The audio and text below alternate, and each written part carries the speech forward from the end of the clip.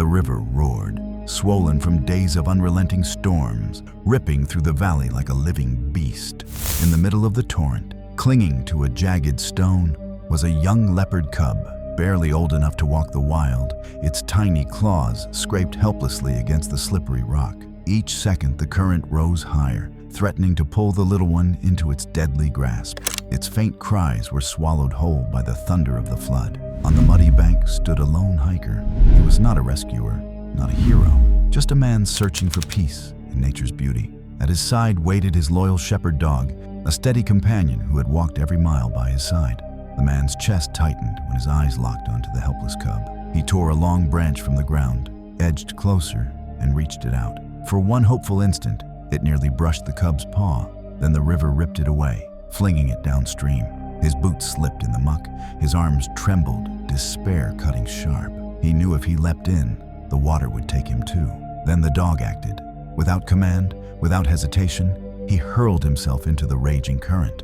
"No!" the man cried, but it was too late. The flood had swallowed him. For a breathless moment, nothing.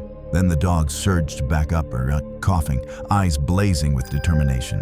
He cut across the current at an angle, smart enough not to fight it head on. Waves battered him, branches struck, but he pressed forward with tireless strength. The cub slid lower, claws shrieking across the rock. Then at last, its paw brushed wet fur. The dog twisted, offering his back as though saying, "Climb." The cub dug in, clutching with fading strength. Now two fragile lives floated together, one paddling with fire, the other clinging to hope. The man stumbled down the bank, shouting encouragement as if his voice could anchor them.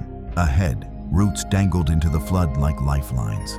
The dog fought toward them, chest heaving, muscles screaming, until finally his paws caught hold. He clawed upward, dragging himself half out of the water.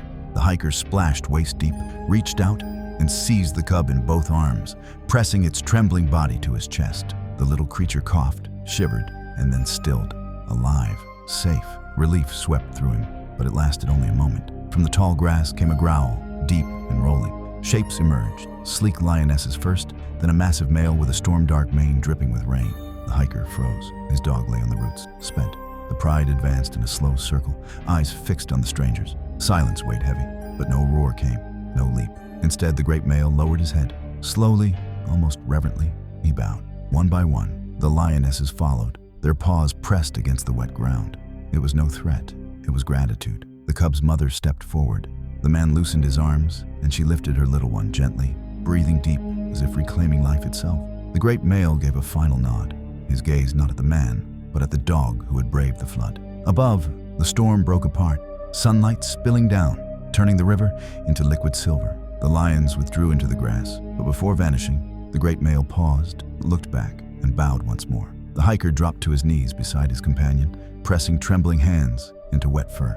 "You're my hero," he whispered. The dog's tail thumped once, then his head rested on his master's arm. The man stared at the river, where death had nearly triumphed, and at the wild, where kings had bowed to courage, and he knew he would carry this truth for the rest of his life. Bravery isn't measured by size, and even the fiercest recognize the power of kindness. Thank you for watching this story. Share your thoughts in the comments below, and don't forget to subscribe my channel for such stories.